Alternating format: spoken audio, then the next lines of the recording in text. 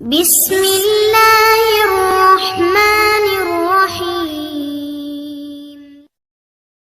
அஸ்ஸலாமு அலைக்கும் வரஹ்மத்துல்லாஹி வபரகாத்துஹு.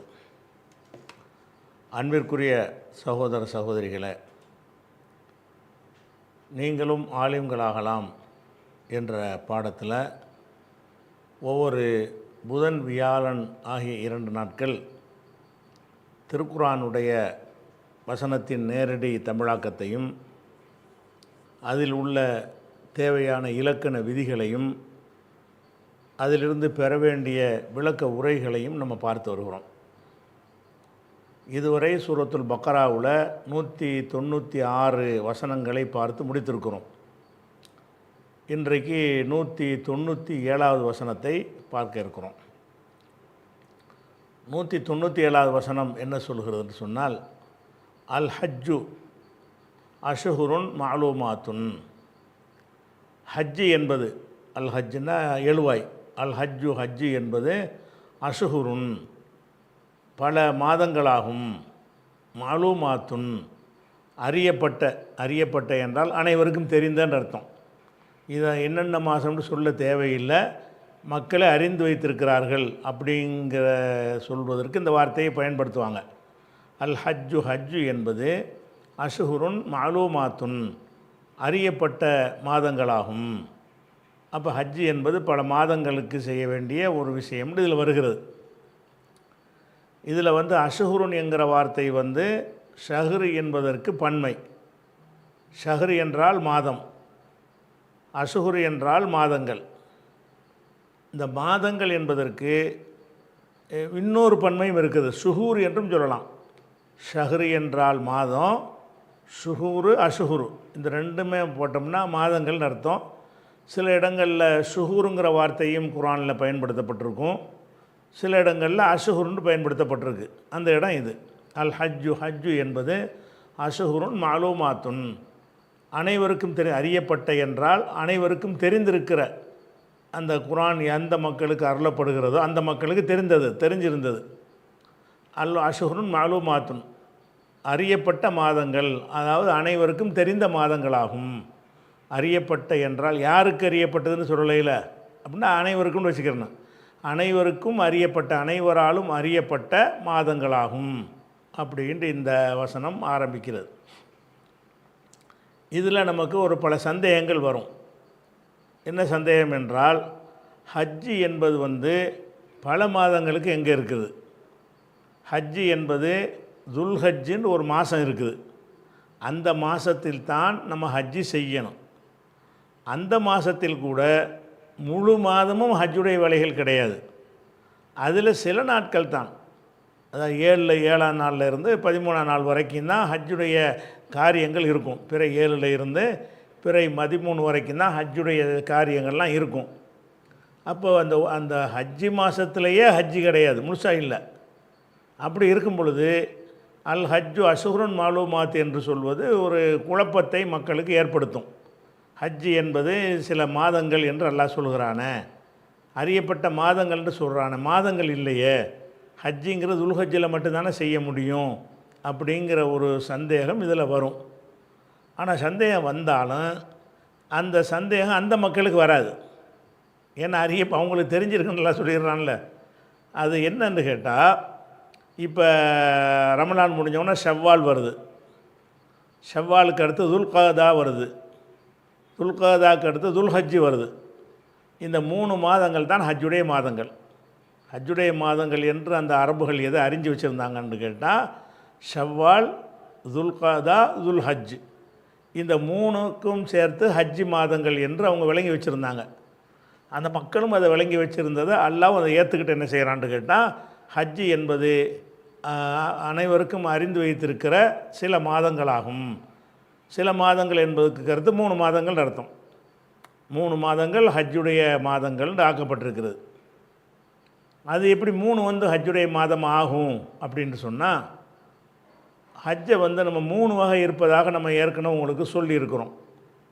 ஒருவர் ஹஜ்ஜு மட்டும்தான் செய்ய போகிறாருன்னு வைங்க, அவருக்கு அதுவும் ஹஜ்ஜு தான், ஹஜ்ஜு மட்டும் செய்கிறார் என்றால் அவருக்கு அந்த 7 நாள் 7லேருந்து 13 வரைக்கும் இருந்தாலே போதும்.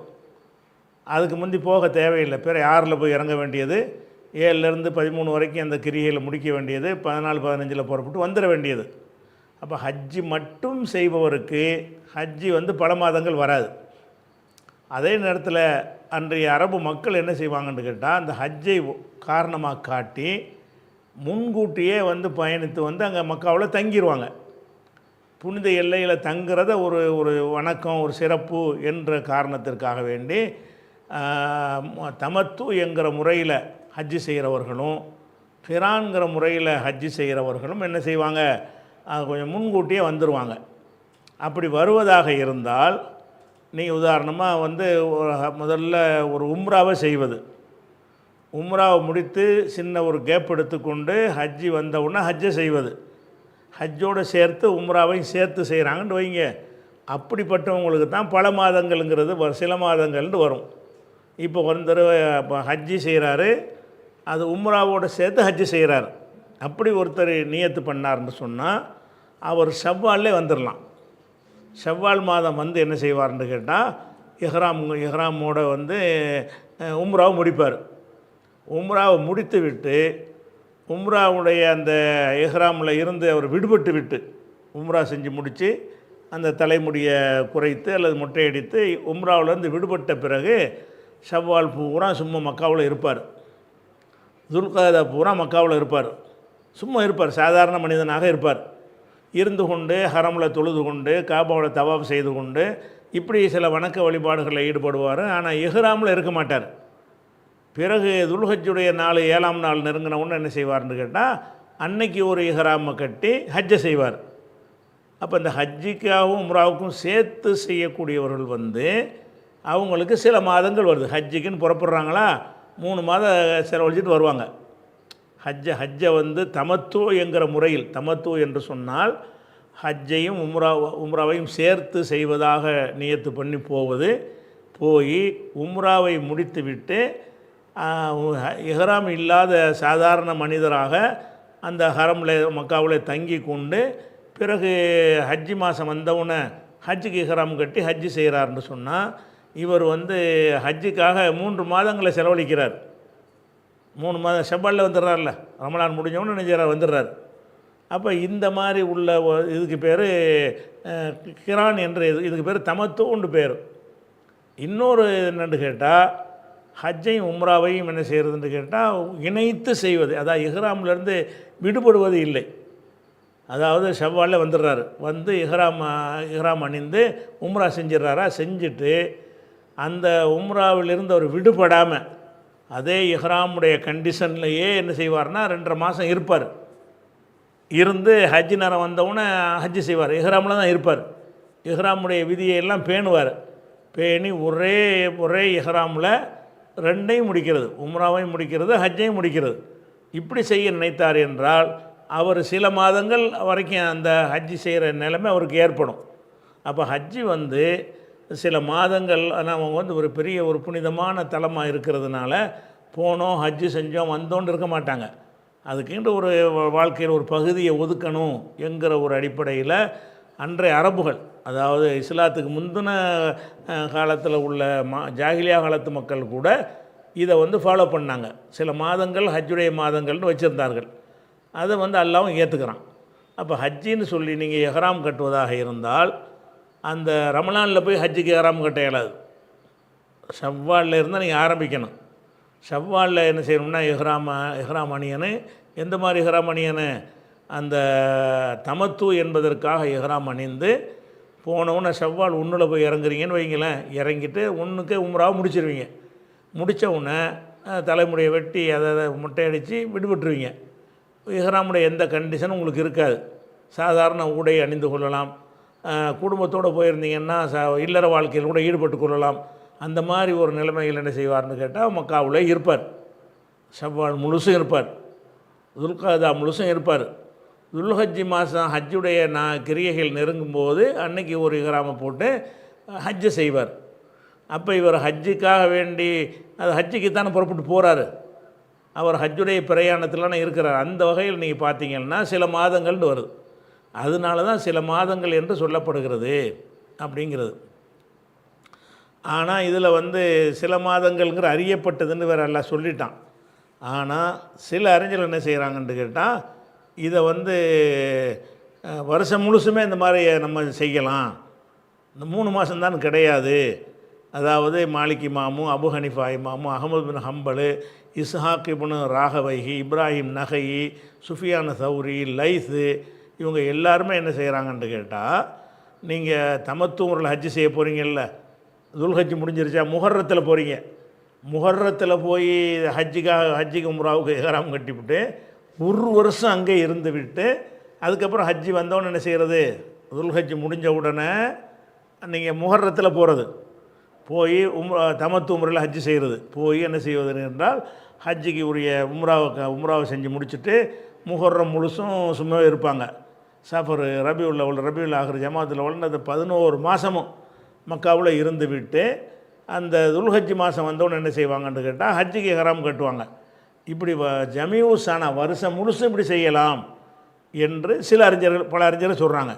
யார் சொல்கிறோம், நம்ம வந்து சில மாதங்கள் நீங்கள் வர்றதுனால, அறியப்பட்ட மாதம் வர்றதுனால அன்றைய அரபு மக்கள் எதை அறிந்து வைத்திருந்தார்களோ அதில் தான் ஹஜ்ஜுக்கு நீங்கள் இஹ்ராம் கட்டணும் அப்படின்னு நம்ம சொல்கிறோம். ஆனால் அதிகமான ஆளுக்கு என்ன செய்கிறாங்கன்னுட்டா, மாலிக் இமாமு, அபு ஹனிஃபா இமாமு, அஹமது பின் ஹம்பல், இஸ்ஹாக் இப்னு ராகவைஹி, இப்ராஹிம் நஹயி, சுஃபியான் சௌரி, லைஸ் இப்னு சாது, இவங்க எல்லாருமே என்ன செய்கிறாங்கன்னு கேட்டால், இந்த தமத்துவ முறையில் நீங்கள் ஹஜ்ஜு செய்ய போனீங்க என்று சொன்னால் அது வருஷம் முழுசும் போய் நீங்கள் போகலாம், எப்போ வேணாலும் போகலாம், 12 மாதமும் அங்கே போய் தங்கலாம். போய் முதல் ஹஜ்ஜு முடிஞ்ச உடனே போக வேண்டியது, போய் இஹ்ராமோட என்ன செய்ய வேண்டியது, உம்ராவை செய்ய வேண்டியது. அதுக்கப்புறம் இப்போலாம் அனுமதிக்க மாட்டான், அது ஒரு விஷயம். அந்த காலத்து முறையில் இப்போ நீங்கள் இப்போ உங்களுக்கு லிமிட் பண்ணி தான் உங்களுக்கு விசா தருவான்.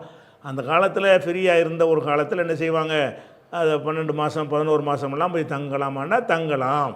ஹஜ்ஜுக்குரிய இஹ்ராமை வந்து எப்போவே நீங்கள் ஆரம்பிச்சிடலாம், வந்து ஒரு வருஷத்துக்கு முந்தி கூட ஆரம்பிக்கலாம் அப்படின்னு சொல்லி நான் சொன்ன இந்த அறிஞர்கள்லாம் சொல்கிறாங்க. எதனால் அப்படி சொல்கிறாங்கன்னு கேட்டால், அவங்க ஒரு வசனத்தை ஆதாரம் காட்டுறாங்க. அதாவது 189வது வசனம், இதே பக்ராவில் 189வது வசனம். அதை வந்து முன்னாடியே நம்ம கடந்து வந்துட்டோம். அதில் என்ன வருதுன்னா, அலுவனுக்கு அணில் அஹில்லா, பிறைகளை பற்றி நபி உம்மிடத்தில் கேட்கிறார்கள். இந்த பிறைன்னு இருக்குது, அது எதுக்காக வேண்டி இருக்குது, எதுக்காக வேண்டி சின்னதாக இருக்குது, அப்புறம் பெருசாக போகுது, அப்புறம் வளருது, அப்புறம் தேயுது, இது என்னத்துக்கு இப்படி இந்த மாற்றங்கள் ஏற்படுது என்று உம்மிடத்தில் கேட்கிறார்கள். குல் நபி, நீங்கள் சொல்லுங்கள், ஹிய மவாக்கீத்துல் நாஸ் ஒல் ஹஜ், இந்த பிறைகள் என்பது ஹஜ்ஜுக்கும் மக்களுக்கும் காலம் காட்டியாகும், ஹஜ்ஜுடைய காலம் காட்டுவதற்கு தான் அது வருகிறது என்று அந்த வசனத்தில் வருகிறது. அதை வச்சு என்ன செய்கிறாங்கன்னு கேட்டால், காலமெல்லாம் செய்யலான்றாங்க, வருஷம் முழுசும் செய்யலாங்கிறதுக்கு இந்த ஆதாரத்தை கொண்டாந்து காட்டுறாங்க. ஆனால் அப்படி எடுக்க இயலாது. ஏன்னா அல்லாஹ் வந்து பிறைகளை பற்றி சொல்லும் பொழுது மக்களுக்கு காலங்காட்டின்னு சொல்லிவிட்டு அது வந்து ஹஜ்ஜுக்கும் காலம் காட்டுது அப்படின்னு சொல்லுவானே. ஆனால் ஹஜ்ஜுக்குரிய காலம் எதுவோ அதை காட்டுதுன்னு அர்த்தமே தவிர வருஷம் முழுசும் ஹஜ்ஜுக்கு இஹ்ராம் கட்டலாங்கிற அர்த்தம் வராது. வருது என்று விளங்கி கொண்டு இந்த அறிஞர்கள்லாம் வந்து என்ன செய்கிறாங்கன்னா, வருஷம் முழுவதும் இப்படி செய்யலாங்கிறாங்க. அவங்க கருத்து பிரகாரம் ஹஜ்ஜு என்பது அறியப்பட்ட மாதம்ங்கிறது 12 மாதமும் தான். அதை எப்போ வேணாலும் போய் ஹஜ்ஜின்னு இஹ்ராம் கட்டிட்டு போயிடலாம். அது தமத்து முறையில் தான், வெறும் ஹஜ்ஜுக்கு பண்ண முடியாது. வெறும் ஹஜ்ஜுக்கு பண்ணுறது தான் உங்களுக்கு அந்த அன்னைக்கு வந்தால் போதுமே. அது போக என்னென்னு கேட்டால், ஒருத்தர் ஹஜ்ஜு மட்டும் செய்ய நினைக்கிறாருன்னு வைங்க, அவர் வந்து அந்த 7ஆம் நாளில் வந்து இஹ்ராம் கட்டி ஹஜ்ஜுடைய காரியத்தை தூக்குறார்ல, அப்படி இல்லாமல் ஒரு மாதம் முந்தையே ஹஜ்ஜுக்கு இஹ்ராம் கட்டி இஹ்ராமில் இருப்பார். அப்படி இருந்தாலும் இருக்கலாம், தப்பு கிடையாது. அந்த ஹஜ்ஜு நேரத்தில் ஒரு இஹ்ராம் இருக்கணுன்றது முக்கியமே தவிர முன்கூட்டியே அந்த இஹ்ராமை அணிந்து கொள்ளலாமான்னா தாராளமாக அணிந்து கொள்ளலாம். அப்படிங்கிற கணக்குப்படி பார்த்தீங்கன்னா இந்த அறிஞர்கள்லாம் என்ன சொல்கிறாங்கன்னு கேட்டால், காலமெல்லாம் நீங்கள் ஹஜ்ஜுக்கு இஹ்ராம் கட்டிக்கிடலாம், போயிட்டு இந்த இஹ்ராமில் இருந்துட்டு ஹஜ்ஜி வரும்போது ஹஜ்ஜி செய்யுங்க. வசதி ரபியுல் உள்ள கூட போங்க, ஹஜ்ஜின்னு இஹ்ராம் கட்டிட்டு போய் இஹ்ராமோடையே அங்கே இருந்துட்டு என்ன செய்யுங்க, ஹஜ்ஜி நேரம் வரும்போது அதே இஹ்ராமில் ஹஜ்ஜை முடிங்க. 6 மாதம் இஹ்ராமில் இருப்பார், 7 மாதம் இஹ்ராமில் இருப்பார், 8 மாதம் இஹ்ராமில் இருப்பார். இருந்து விட்டு ஒரு தனியாக ஹஜ்ஜுக்கு இஹ்ராம் கட்டுறதில்லை, முன்னாடியே போய் எப்போ விருப்பமான நேரத்தில் போய் என்ன செய்ய வேண்டியது, அதை வந்து இஹ்ராம் அப்படிங்கிற கருத்தை இவங்க சொல்கிறாங்க. நான் சொன்ன அந்த அறிஞர்கள்லாம் என்ன சொல்கிறாங்கன்னு கேட்டால், வருஷம் முழுவதும் நீங்கள் ஹஜ்ஜுக்கு இஹ்ராம் கட்டிக்கிறலாம். 3 வகையான ஹஜ்ஜுக்குமே, தமத்துவா இருந்தாலும் சரி, கிரானாக இருந்தாலும் சரி, இஃப்ராதாக இருந்தாலும் சரி, ஹஜ்ஜுக்குன்னு இஹ்ராம் கட்டிவிட்டு அப்படியே நீ அந்த இஹ்ராம்லேயே நீங்கள் நீடிக்கலாம். நீடித்து ஹஜ்ஜு நேரம் வந்தவுடனே நீங்கள் ஹஜ்ஜை செய்யலாம். அந்த நேரத்துக்கு ஒரு இஹ்ராம் கட்ட தேவையில்லை. ஆனால் இஹ்ராமுடைய அந்த கண்டிஷன்களை கடைப்பிடிக்கணும். இஹ்ராம் கட்டிட்டு என்ன செய்யணும், இஹ்ராமுடைய கண்டிஷனும் கடைப்பிடிக்கணும். இப்படி காலமெல்லாம் செய்யலாம்னு சொல்லி இந்த அறிஞர்கள் சொல்கிறாங்க. ஆனால் காலமெல்லாம் செய்யலாம்னு இருக்குமையானால் அறியப்பட்ட மாதங்கள்னு நல்லா சொல்லுவானா? அனைத்து மாதங்கள்னு இருக்குமையானால் இப்போ அவன் மாலுமாத்து தேவையில்லையா? ஹஜ்ஜி என்பது காலமெல்லாம்னு சொல்லிட்டு போகிறதுக்கு பதிலாக அல்லாஹ் என்ன செய்கிறான்னு கேட்டால் அஷுஹுருன் மாலுமாத்துன், தெரிந்த மாதங்கள் என்று சொல்லும் பொழுது அனைத்து மாதங்களும் இல்லைன்னு அதில் விளங்குகிறது. அதனால் இவங்க சொல்லக்கூடிய வருஷம் பூரா ஹஜ்ஜிக்கு இஹ்ராம் கட்டலாம்ங்கிற கருத்து எவ்வளோ பேர் அறிஞர்கள் சொன்னாலும் அது சரியில்லை. ஏன் சரியில்லைன்னு கேட்டால் இந்த வசனத்தை அர்த்தமில்லாமல் ஆக்குது. அது அஷுஹுருன் மாலுமாத்துன்னு எல்லாம் சொல்கிறான், அறியப்பட்ட மாதங்கள். அப்போ அறியப்பட்ட மாதங்கள்னால் என்ன அர்த்தம்? ஹஜ்ஜுக்குன்னு அறியப்பட்ட சில மாதங்கள் இருந்திருக்கிறது, 12 மாதங்களும் அல்ல, சில மாதங்கள் தான். அப்படின்னு இருக்கும் பொழுது அவங்க வருஷம் பூரா இஹ்ராம் கட்டலாம்னு சொல்லுவது தப்பு. அதனால் இந்த அறியப்பட்டது என்ன அறியப்பட்டு இருந்துச்சின்னு சொன்னால் அது ஷவ்வாலில் தான் என்ன செய்வாங்க, அப்படி பண்ணுவாங்க. ஷாஃபி இமாம் என்ன செய்கிறாருன்னு கேட்டால் இஹ்ராம் கட்டுறது அதுக்குரிய மாதம்னு சொல்லக்கூடிய ஹஜ்ஜுடைய மாதங்களில் மட்டும்தான் கட்டணுங்கிறாரு. அவர் சொல்வது தான் இந்த விஷயத்தில் சரியாக இருக்கிறது. அதே மாதிரி இப்னு அப்பாஸ் சொன்னதாக அந்த வசனத்தில் விளங்குறது. இப்னு அப்பாஸ் சொன்னதாக முசன்னஃப் அப்துர் ரஸாக்குங்கிற ஒரு நூலில் என்ன வருதுன்னு கேட்டால் லா எம்பகைல் அஹதின், யாருக்கும் கூடாது, யுஹில்ல பில் ஹஜ்ஜி, ஹஜ்ஜிக்கு இஹ்ராம் கட்டுவது கூடாது, இல்லா ஃபி ஷுஹூரில் ஹஜ்ஜி, ஹஜ்ஜி மாதங்களில் தவிர அதுக்கு என்ன செய்யாது, அதில் செய்யக்கூடாது அப்படின்னு சொல்லி இப்னு அப்பாஸ் சொல்கிறார். சொல்லிவிட்டு என்ன செய்கிறாருன்னு அதுக்கு ஆதாரம் காட்டுறாரு. எப்படி ஆதாரம் காட்டுறாரு? ஃபமன் ஃபரல்லா ஃபீஹின்னல் ஹஜ்ஜ, அந்த மாதங்களில் யார் ஹஜ்ஜை கடமையாக்கி கொள்கிறாரோ, அதாவது இதுக்கு அடுத்து சொல்லு, இந்த வருதுல வசனத்தில் அதுக்கு அடுத்து வரும், இந்த இருக்கு பாருங்க, இதுதான் அது. அல் ஹஜ் அஷூரன் மாலுமாத்துக்கு அடுத்து இந்த வாசகம் வரும். ஹஜ்ஜு சில மாதங்கள் தான் அல்லாஹ் சொல்லிட்டு என்ன செய்கிறான்னு கேட்டால் ஃபமன் ஃபரல்லா ஃபீஹின்னல் ஹஜ்ஜ, ஃபீஹின்ன என்றால் அந்த மாதங்களில், ஹஜ்ஜுடைய அறியப்பட்ட மாதங்களில் யார் ஹஜ்ஜை விதியாக்கி கொள்கிறாரோன்னு வர்றதுனால ஹஜ்ஜுடைய இஹ்ராம் என்பதை ஹஜ்ஜின் மாதங்களாக இருக்கக்கூடிய ஷவ்வால் துல்கதா அதில் தான் நீங்கள் என்ன செய்யணும், இஹ்ராம் கட்டணுமே தவிர அதுக்கு முன்னாடியே கட்டுவது கூடாது என்று இப்னு அப்பாஸ் இந்த வசனத்தை வைத்தவர் சொல்கிறாரு. ஷாஃபி இமாம் என்ன செய்கிறாங்க, அதுதான் சொல்கிறாங்க. இப்னு உமர் என்ன செய்கிறாருன்னு கேட்டால் அவரும் சொல்கிறார். எப்படி சொல்கிறாருன்னு கேட்டால் ஹிய ஷவ்வாலு வ துல்கதா வாஷுர் மினதில் ஹிஜ்ஜா. புகாரி இப்னு உமர் சொன்னதை புகாரில் எடுத்து போடுறார், சனது இல்லாமல். இப்னு உமர் சொல்கிறார் என்னென்னு கேட்டால் ஹிய ஷவ்வாலும், அந்த அறியப்பட்ட மாதங்கள் என்பது ஷவ்வால். இது அவங்க சொல்கிறத நம்ம ஏற்றாகணும். அறியப்பட்ட மாதங்கள்னால் அந்த மக்கள் என்னத்தை அறிஞ்சு வச்சுருக்கிறார்கள் என்பது சஹாபாக்களுக்கு தான் தெரியும். அப்போ ஹிய அந்த அறியப்பட்ட மாதங்கள் என்பது ஷவ்வாலுன், ஷவ்வால் மாதமும், ஒ துல்கதத்தி துல்கதா மாதமும், ஒ அஷுருன் மின் துல்ஹிஜ்ஜா, துல்ஹஜ் மாதத்தில் ஒரு 10 நாட்களும் ஆகும் அப்படின்னு யார் சொல்கிறா? இப்னு உமர் சொல்கிறார். அப்போ இந்த கருத்துப்பட உள்ள அறிஞர்கள் இப்னு அப்பாஸ் அவங்கெல்லாம் சொல்கிறாங்களா? அதே மாதிரி இந்த கருத்தை, அதாவது வருஷம் பூராலாம் இஹ்ராம் கட்ட முடியாது, ஹஜ்ஜுக்குன்னு நீங்கள் இஹ்ராம் கட்டுவதாக இருந்தால் அந்த ஷவ்வால்லேருந்து துல்ஹஜ்ஜுக்குள்ளே தான் கட்டிக்கிறன்னு, அதுக்கு முன்னாடியே கட்டிட்டு வருஷ கணக்கில் 10 மாதம் உட்கார்றது 8 மாதம் உட்கார்ற விளையாட்டுலாம் கூடாது என்ற கருத்தில் நிறைய பேர் சொல்லியிருக்கிறாங்க. அவங்க யாரெல்லாம் சொல்லியிருக்கிறாங்கன்னா, உமர் சொல்லியிருக்கிறாங்க, அலி ரலியல்லாஹு சொல்கிறாங்க, இப்னு மசூது சொல்கிறாங்க, அப்துல்லா இப்னு ஜுபைர் சொல்கிறாங்க, இப்னு அப்பாஸ் சொல்கிறாங்க, அத்தா என்பவர் சொல்கிறார், தாவூசு சொல்கிறார், முஜாஹிது சொல்கிறார், இப்ராஹிம் நகை சொல்கிறார், ஷோபி சொல்கிறார், ஹசன் பசரி சொல்கிறார், இப்னு சீரின் அவர் சொல்கிறார், மக்ஹூல் சொல்கிறார், கத்தாதா என்பவர் சொல்கிறார், லஹாக்கு சொல்கிறார், ரபீபின் அனசு சொல்கிறார், முகாத்தில் இப்னு ஹையான் சொல்கிறாரு, ஷாஃபி இமாமும் இதை சொல்கிறார்கள். அதே மாதிரி இப்படிலாம் இருக்குது. ஆனால் இது அபு ஹனீஃபா, அஹ்மது, அபு யூசுப் இவங்கெல்லாம் சொன்னதாக இன்னொரு அறிவிப்பு இருக்குது. அப்போ இதில் என்ன வழங்கணும்னு கேட்டால், ஹஜ்ஜு என்பது வருஷம் பூரா செய்ய முடியாது. ஹஜ்ஜுக்கு நீங்கள் இஹ்ராம் கட்டுவதாக இருந்தால் ஹஜ்ஜுடைய காரியங்கள் அந்த ஒரு சில நாட்களில் ஒரு 6 நாளைக்கு 7 நாளைக்கு தான் ஹஜ்ஜுடைய காரியங்கள் இருந்தாலும் ஹஜ்ஜுக்கு இஹ்ராம் கட்டுவதற்கு உங்களுக்கு அந்த மாதம் 3 மாதம் இருக்கிறது. அந்த 3 மாதத்தில் நீங்கள் இஹ்ராம் கட்டிக்கிட்டு அது என்ன செய்யலாம், இஹ்ராம்லேயே நீடிக்கிறாந்தால் நீடிக்கலாம். அல்லது இஹ்ராமில் உம்ரா முடிச்சுவிட்டு என்ன செய்யலாம், ஹஜ்ஜி வர்ற வரைக்கும் இஹ்ராம் இல்லாமல் அந்த மக்காவில் தங்கி இருந்து தவாப் செய்து கொண்டு தொழுது கொண்டு வந்து வெயிட் பண்ணிக்கிட்டு இருக்கலாம். எல்லாமே கூடுங்கிறது தான் இந்த இடத்துல என்ன செய்யப்படுதுன்னு கேட்டால், அல் ஹஜ்ஜு அஷ்ஹுருன் மாலூமாத், ஹஜ்ஜி என்பது அறியப்பட்ட சில மாதங்கள் அப்படின்னு வருகிறது. அப்போ இதில் கூட ஒரு ஒரு ஒரு சில இலக்கண ரீதியாக ஒரு விஷயம் அதில் இருக்கிறது. என்ன இலக்கண ரீதியான்னு சொன்னால், அரபு மொழியில் வந்து ஒருமை, இருமை, பன்மைன்னு இருக்கிறது. பன்மைன்னா 3 குறைஞ்சது இருக்கணும். ஏன்னா இருமைக்கு தனியாக போடுறதுனால ஒருமை, இருமை, பன்மைன்ற 3 வகை இருக்குல்ல. அப்போ பன்மை என்று சொல்வதற்கு குறைஞ்சபட்சம் 3 இருக்கணும். 4 இருந்தால் 40 இருந்தால் 100 இருந்தால் 4000 இருந்தாலும் அது வந்து பன்மையாக இருந்தாலும் குறைஞ்சது பன்மைன்னு சொன்னால் எத்தனை இருக்கணும், 3 இருக்க வேண்டும். 3 கம்மியாக இருந்தால் ஷஹ்ரானின்னு இருப்பான்லாம். 3 கம்மியாக இருந்துச்சுன்னா ஹஜ்ஜி என்பது இருமாதங்கள் நல்லா சொல்லியிருப்பான். இருமைக்கு தனி சொல் இருக்கிறதுனால ஹஜ்ஜி என்பது பன்மைன்னு சொன்னது, பன்மைக்கு குறைஞ்சபட்சம் 3 இருக்கணும். இங்கே 3 வரலையே, 2 சொச்சம் தானே வருது. ஷவ்வால் துல்கதா முழு மாதம், துல்ஹஜ்ஜில் பாதி மாதம் தானே வருது. அப்போ வந்து முழு மாதம் வரலையே என்று கேட்டால், இது எல்லா மொழியிலையும் வழக்கத்தில் உள்ளது. சொச்சத்தையும் சேர்த்துக்கிடுவாங்க. சொச்சங்களையும் மாதமாக கணக்கிடுவது என்பது எல்லா மொழிகள்லையும் உள்ளது தான் என்ற அடிப்படையில் 2.5 மாதம் வந்தால் 3 மாதம் தான் சொல்லலாம்.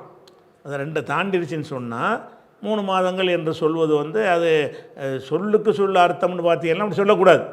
3 மாதம் இங்கே இருக்குன்னு கேட்குற மாதிரி தான் இருக்குது. ஆனால் வழக்கத்தில் எல்லா மொழிகள்லையும் வழக்கத்தில் என்ன செய்வாங்கன்னு கேட்டால், அந்த கொசுரா வர்றதையும் சேர்த்து முழுசாக என்ன செய்வாங்க சொல்கிற வழக்கம் இருக்குது. அதனால தான் பன்மையாக சொல்லப்பட்டிருக்கு அப்படின்ட்டு சில விளக்கங்களை சொல்லிடுறாங்க. இது அல் ஹஜ் அஷ்ஹுருன் மாலூமாத்துங்கிற அந்த சொல்லுக்கு அர்த்தம். ஹஜ்ஜி என்பது அறியப்பட்ட மாதங்கள். அறியப்பட்ட மாதங்களுக்கு அதுக்கு மீனிங் என்னன்னு சொன்னால், ஹஜ்ஜுக்காக நீ இஹ்ராம் கட்டுவது வந்து நீங்கள் ஹஜ்ஜி மாதத்தில் தான் கட்டணுன்ற அவசியம் கிடையாது. ஹஜ்ஜுக்காக கட்டக்கூடிய இஹ்ராமை ஷவ்வாலில் கட்டலாம், துல்கதாவில் கட்டலாம். கட்டிட்டு அங்கே வெயிட் பண்ணிகிட்டு இருக்கணும். இஹ்ராமோடையே வெயிட் பண்ணிகிட்டு இருக்கலாம். அல்ல இஹ்ராம் இல்லாமல் தமத்து முறையில் ஹஜ்ஜி செஞ்சிங்கன்னா இஹ்ராம் இல்லாமலே வெயிட் பண்ணிவிட்டு ஹஜ்ஜி வந்தோன்னு இன்னொரு இஹ்ராம் கட்டிக்கிறலாம். எல்லா வகையும் செய்யலாம். அப்படிங்கிறதுனால சில மாதங்கள் என்பது இதை கருத்தில் கொண்டு தான் ஹஜ்ஜுடைய காரியங்கள் ஹஜ்ஜி மாதத்தில் மட்டும் இருந்தாலும், ஹஜ்ஜுக்காக வேண்டி அந்த இஹ்ராம் கட்டினோன்னு ஹஜ்ஜில் நுழைஞ்சிட்றான்ல அவன். ஹஜ்ஜுக்கு இஹ்ராம் கட்டினோன்னு ஹஜ்ஜில் நுழைஞ்சிட்றான். அந்த ஒரு கணக்கின் அடிப்படையில் சில மாதங்கள் வருகிறது. அதனால தான் அல்லாஹ் என்ன செய்கிறான்னு கேட்டால், அல் ஹஜ் அஷ்ஹுருன் மாலூமாத்துன்னு சொல்லிடுறானா. இது அந்த 197வது வசனத்தில் ஒரு சின்ன துண்டு. அடுத்த துண்டு இதுவும் அதே வசனம்தான். ஃபமன், யார் ஃபரல என்றால் ஃபரலாக்குகிறது, கடமையாக்கி கொள்கிறாரோ. ஃபீஹின்ன என்பது அந்த அஷ்ஹுர் என்பதை பார்த்து மீளும். ஃபீஹின்னா ஃபீ அஷ்ஹுரின் மாலூமாத்தின். ஃபீஹின்னா என்ன அர்த்தம், ஃபீ அஷ்ஹுரின் மாலூமாத்தின், அறியப்பட்ட அந்த மாதங்களில் யார் அல் ஹஜ்ஜை வந்து கடமையாக ஆக்கி கொள்கிறாரோ, ஃபலா ரஃபஸ ஒலா ஃபுசூக ஒலா ஜிதால ஃபில் ஹஜ்ஜி. இந்த ஹஜ்ஜில் வந்து ரஃபஸ் என்பது கூட, ரஃபஸ்னால் என்னென்னு விளக்கிடுவோம், ரஃபஸ்ன்னு இப்போதைக்கு வச்சுக்கிறோம். ஃபலா ரஃபஸ, அந்த ஹஜ்ஜில் வந்து ரஃபஸு கூடாது, ரஃபஸு கிடையாது. ஒலா ஃபுசூக்கு என்பதும் கிடையாது. ஒலா ஜிதால் என்பதும் கிடையாது. ஃபில் ஹஜ்ஜி, ஹஜ்ஜில் இந்த 3ம் செய்யக்கூடாது. ஹஜ்ஜின்னு நீங்கள் எப்போ இஹ்ராம் கட்டிட்டீங்களோ, ஹஜ்ஜில் அது ஹஜ்ஜில் கட்டினா தான் கிடையாது, ஷவ்வாலில் கட்டிட்டாலும் சரி தான். ஷவ்வாலில் நீங்கள் கட்டிட்டாலும் சரி தான். ஃபலா ரஃபஸு என்பது கூடாது. ஒலா ஃபுசூக் என்பதும் கூடாது. ஒலா ஜிதால் என்பதும் கூடாது என்று அல்லாஹ் சொல்லி காட்டுகிறான். இப்போ முதல்ல இந்த ரஃபஸு என்பது என்ன அர்த்தம் அப்படின்னு பார்த்தீங்கன்னு சொன்னால், இதை 2வது சூறாவில் 187 அந்த வசனத்தில் வந்து என்ன செய்யுதுன்னா, அந்த ரஃபஸுங்கிற வார்த்தை எல்லாம் யூஸ் பண்ணுறான். அதாவது ரஃபஸுக்கு பல அறிஞர்கள் பலவிதமான அர்த்தத்தை கொடுக்குறாங்க. நம்ம குரான்லேருந்து கொடுப்பதாக இருந்தால் ரஃபஸு என்று சொன்னால் தாம்பத்தியம். ரஃபஸுனா என்ன அர்த்தம், தாம்பத்தியத்தில் ஈடுபடுதலுக்கு ரஃபஸுன்னு சொல்லுவாங்க. அதுக்கு ரிலேட்டிவாக ஒரு வசனம் சொல்வதாக இருந்தால் 2வது சூறாவில் 187வது வசனத்தில் உஹில்லலுக்கும், உங்களுக்கு ஹலாலாக்கப்பட்டிருக்கிறது, லைலத்த சியாமி, நோன்புடைய இரவில், நோன்பு கால இரவில் உங்களுக்கு ஹலாலாக்கப்பட்டிருக்கிறது, ரஃபசு இலா நிசாயிக்கும், உங்கள் மனைவிமார்ட்ட வந்து நீங்கள் தாம்பத்தியம் நடத்துவது ஹலால். இப்போ நோம்பில் பகலில் மட்டும்தான் உங்களுக்கு வந்து அந்த கண்டிஷன். ராத்திரி ஆயிடுச்சின்னு சொன்னால் நோன்பு மாதமாச்சின்னு பார்க்க தேவையில்லை. தாம்பத்தியத்தில் என்ன செய்யலாம், கணவன் மனைவி சந்தோஷமாக இருக்கலாம். அது வந்து ஹலால் என்று அல்லாஹ் சொல்கிறான். அப்படி சொல்லும்போது அதுக்கு பயன்படுத்துகிற வார்த்தை என்னன்னு கேட்டால் ரஃபசு, உஹில்லலக்கும், உங்களுக்கு ஹலாலாக்கப்பட்டிருக்கிறது. லைலத்து சியாமி, நோன்புடைய இரவில் ஹலாலாக்கப்பட்டிருக்கிறது. ரஃபசு இலா நிசாயிக்கும், உங்கள் மனைவிமார்களிடம் நீங்கள் சேருவது, தாம்பத்தியத்தில் ஈடுபடுவது உங்களுக்கு நோன்பு மாதத்தில். இது எதுக்கு நோன்புக்கான இதை சொல்லலை, ரஃபதுடைய அர்த்தத்துக்காக எடுத்து காட்டுறேன். ரஃபதுங்கிறதுக்கு என்ன அர்த்தம் என்று கேட்டால், மனைவியோட கணவனோட 2 பேரும் சந்தோஷமாக இருக்கிறதுக்கு பேர் தான் சந்தோஷம்னா தாம்பத்தியத்துக்கு பேர் தான் ரஃபஸுங்கிறது. இப்போ வந்துடுங்க, ஃபமன் ஃபரல ஃபீஹின்னல் ஹஜ்ஜ, யார் ஹஜ்ஜை அந்த மாதங்களில் கடமையாக்கி கொள்கிறாரோ ஃபலா ரஃபஸ, அவர் வந்து தாம்பத்தியில் ஈடுபடக்கூடாது. ஒருத்தர் போயிட்டார், ஷவ்வாலில் போயிட்டார், ஹஜ்ஜின்னு இஹ்ராம் கட்டிடுறாரு. இஹ்ராம் கட்டின உடனே ஷவ்வாலில் இருந்து துல்ஹஜ் வரைக்கும் இஹ்ராமில் இருக்கிறார், ஹஜ்ஜுக்கு வெயிட் பண்ணிக்கிட்டு. அப்படி இருப்பாரையானால் அந்த 2.5 மாதத்துக்கும் அவர் என்ன செய்யக்கூடாது, ஃபலா ரஃபஸ, நம்ம ஹஜ்ஜுக்கு தான் நாள் இருக்குது, இன்னும் கொஞ்சம் 2 மாதம் தானே சும்மா இருக்க போகிறோம் அப்படி நினைத்து கொண்டு மனைவியோடு போயிருந்தான்னு வைங்க, அவர் தாம்பத்தியம் செய்யலாமான்னா கூடாது. ஃபமன் ஃபரல ஃபீஹின்னல் ஹஜ்ஜ, அந்த மாதங்களில் ஹஜ்ஜை யார் கடமையாக்கி கொள்கிறாரோ ஃபலா ரஃபஸ, அவர் வந்து தாம்பத்தியத்தில் ஈடுபடுதல் கூடிய. ஃபலா ரஃபஸன்னா அந்த ரஃபஸன்னு வந்திருக்கு, நசபு செஞ்சு வந்துருக்கு, ஃபத்தகு பண்ணி வந்திருக்குல்ல, எந்த ரஃபஸும் கூடாது. எந்த ரஃபஸுன்னா என்ன அர்த்தம்னா, அடிமை பெண் வச்சுருப்பாங்க, அவங்களோட தாம்பத்தியம் பண்ணுறது, மனைவியோடு பண்ணுவது, இப்படி எந்த வகையான தாம்பத்தியமும் என்ன செய்யாது, உடலுறவு. ஃபலா ரஃபஸ, உணர்வு கொள்ளுதல் வந்து கூடாது. இப்போ ஹஜ்ஜின்னு இஹ்ராம் கட்டிட்டீங்கன்னு சொன்னால், ஹஜ்ஜுடைய மாதத்தில் மாத்திரமல்ல, எப்போ நீங்கள் கடமையாக்கிக்கிட்டீங்களோ அது உங்கள் சாய்ஸ். நீங்கள் விரும்பினா ஷவ்வாலில் கடமையாக்கிடலாம், நீங்கள் விரும்பினா துல்கௌதாவில் பண்ணிக்கிடலாம், நீங்கள் விரும்பினா துல்ஹஜ் மாதத்தில் கூட ஹஜ்ஜை கடமையாக்கிடலாம். அப்படி நீங்கள் எந்த மாதத்தை சூஸ் பண்ணி ஹஜ்ஜின்னு முடிவு எடுத்து கொண்டீர்களோ அப்படி எடுத்ததுக்கு பிறகு ஃபலா ரஃபஸ, அந்த அவ்வளோ காலத்துக்கு நீ என்ன செய்யக்கூடாது. இப்போ அதனால் ஹஜ்ஜில் இருக்கிற மாதிரி வந்துடுதில்ல. இப்போ ஹஜ்ஜுடைய மாதத்தில் இல்லாட்டாலும் இவர் ஹஜ்ஜுடைய கண்டிஷன் அவருக்கு பொருந்தது பாருங்கள். இப்போ அதனால தான் அந்த ஹஜ்ஜுடைய மாதங்கள்னு சொல்லப்படுது. ஃபலா ரஃபஸ, அவர் என்ன செய்யக்கூடாது, இல்லறத்தில் ஈடுபடக்கூடாது என்பதற்கு இந்த வசனம் ஒரு ஆதாரமாக இருக்கிறது. அப்போ யார் வந்து ஹஜ்ஜை கடமையாக்கி கொள்கிறாரோ ஃபலா ரஃபஸ, தாம்பத்தியத்தில் ஈடுபடக்கூடாது, அது விளங்கிருச்சு. ஒலா ஃபுசூக்க, பாவமான காரியங்களை எப்பவும் செய்யக்கூடாது தான். ஆனால் ஹஜ்ஜின் இஹ்ராம் கட்டிவிட்டு போய் செஞ்சால் கூடுதல் குற்றமாகுதில்ல. பாவங்கள் செய்யக்கூடாதுங்கிறது ஹஜ்ஜுக்கு மட்டுமா பாவம் செய்யக்கூடாது, பாவம் போய் சொல்கிறது, கோல் சொல்கிறது, புறம் பேசுகிறது, இந்த மாதிரி பாவமான காரியங்களில் ஈடுபடுதல் என்பது முழுமையாக மார்க்கத்தில் தடுக்கப்பட்ட ஒரு காரியமே தவிர சில மாதங்களுக்கு தடுக்கப்பட்ட காரியம் இல்லை.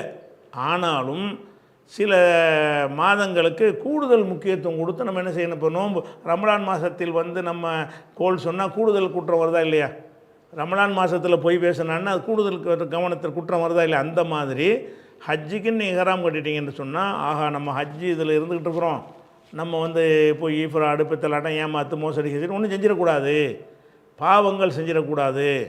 அப்போ ஒமன் பரல ஃபீஹின்னல் ஹஜ்ஜ, யார் அதில் ஹஜ்ஜை வந்து விதியாக்கி கொள்கிறாரோ ஃபலா ரஃபஸ, தாம்பத்தியமும் கிடையாது, ஒலா ஃபுசூக்க, பாவங்களும் கிடையாதுன்னா கூடாது, பாவமான காரியங்களை செஞ்சு விடாதீங்க. அதுக்கடுத்து ஒலா ஜிதால, சண்டை போடுவது. ஜிதால்னா என்ன செய்யணும், வாக்குவாதம் பண்ணுவதும் ஹஜ்ஜில் கூடாது. எதாக இருந்தாலும் வாக்குவாதம் பண்ணிட்டு இடக்கு முடக்கு பண்ணிக்கிட்டு நீ ஒன்று சொல்ல நான் ஒன்று சொல்ல, இப்படி வார்த்தையில் வாக்குவாதம் பண்ணிக்கிறோம்ல, தர்க்கம் பண்ணி கொள்வது.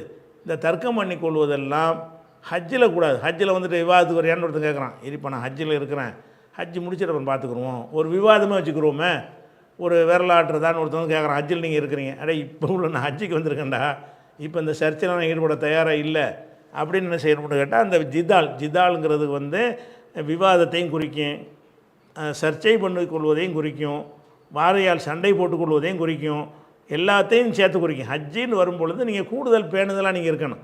ஹஜ்ஜுக்கு கடமையாக்கிக்கிட்டிங்கன்னா தாம்பத்தியமும் கூடாது, பாவமான காரியமும் கூடாது. ஒலா ஜிதால் என்றால் தர்க்கமும் கூடாது, எந்த விதமான தர்க்கமும் பேசாமல் போய்கிட்டே இருக்கணும். நம்ம ஒரு நோக்கத்துக்கு வந்திருக்கிறோம், அல்லாஹ்வுடைய ஆலயத்துக்கு நம்ம வந்திருக்கிறோம், அல்லாஹ்வுடைய நெருக்கத்தை பெறுவதற்கு வந்திருக்கிறோங்கிற காரணத்தினால இந்த மனிதர்களோடு உள்ள பஞ்சாயத்துக்களை என்ன செய்யக்கூடாது, அதிகமாக வச்சுக்கிறக்கூடாது. ஒலா ஜிதால ஃபில் ஹஜ்ஜில் வந்து இந்த 3 காரியத்தையும் செய்யாதீங்க. அதாவது தாம்பத்தியமும் வேணாம், ஒலா ஃபுசுக்கு பாவங்களும் செய்ய வேண்டாம், ஒலா ஜிதால தர்க்கமும் வேண்டாம், ஹஜ்ஜில் வேண்டாம்னு அல்லாஹ் சொல்லிடுறான். அப்போ ஹஜ்ஜிங்கிறது அந்த சில மாதங்கள், அந்த மாதங்களை நீங்கள் முடிவெடுத்து கொண்டு ஷவ்வாலில் இஹ்ராம் கட்டிட்டீங்கன்னா ஷவ்வாலிலேருந்து ஹஜ்ஜி முடிகிற வரைக்கும் இதெல்லாம் செய்யாதீங்க. துல்காதாவில் இஹ்ராம் கட்டினீங்கன்னா துல்காதாவிலேருந்து துல்ஹஜ் வரைக்கும் அதை செய்யாதீங்க. துல்ஹஜ் 1ல் நீங்கள் இஹ்ராம் கட்டினீங்கன்னா அந்த எஞ்சிய நாட்களில் நீங்கள் செய்யாதீங்க. இந்த 3 காரியத்தையும் செய்யக்கூடாது அப்படிங்கிறது இந்த வசனத்திலிருந்து நமக்கு தெரிகிறது. அதுக்கடுத்தது இதனுடைய சிறப்பை ரசூலுல்லாஹ் சொல்கிறாங்க. ஒருத்தர் ஹஜ்ஜிக்கு போகிறாரு, ஹஜ்ஜிக்கு போய் இதை மட்டும் சரியாக பேணிக்கிட்டார்னு வைங்க, அவருக்கு என்ன கிடைக்கும் என்று சொன்னால் ரசூல் ஸல்லல்லாஹு அலைஹி வஸல்லம் சொன்னதாக அபூ ஹுரைரா சொல்கிறாங்க, மன் ஹஜ்ஜல் இல்லாஹி, யார் அல்லாஹ்வுக்காக ஹஜ்ஜு செய்கிறாரோ, ஃபலம் எர்ஃபுஸ், தாம்பத்தியத்தில் ஈடுபடவில்லையோ, உலம் எஸ்ஃபுக்கு, பாவக்காரியங்களில் செய்யவில்லையோ, அவர் ரஜ, அவர் திரும்பி வருவார், க யௌமி வலதத்து உம்முஹு, அவருடைய தாயார் பெற்றெடுத்தாங்கல்ல அந்த தினத்தில் உள்ளது போல திரும்பி வருவார். பெற்றெடுத்த இன்னைக்கு பிறந்த குழந்தைக்கு பாவம் இருக்குமா? இன்றைக்கி தான் ஒரு புள்ள பிறந்திருக்கு, அந்த குழந்தை என்ன பாவம் செஞ்சிருக்கு? ஒரு பாவமே இருக்காது.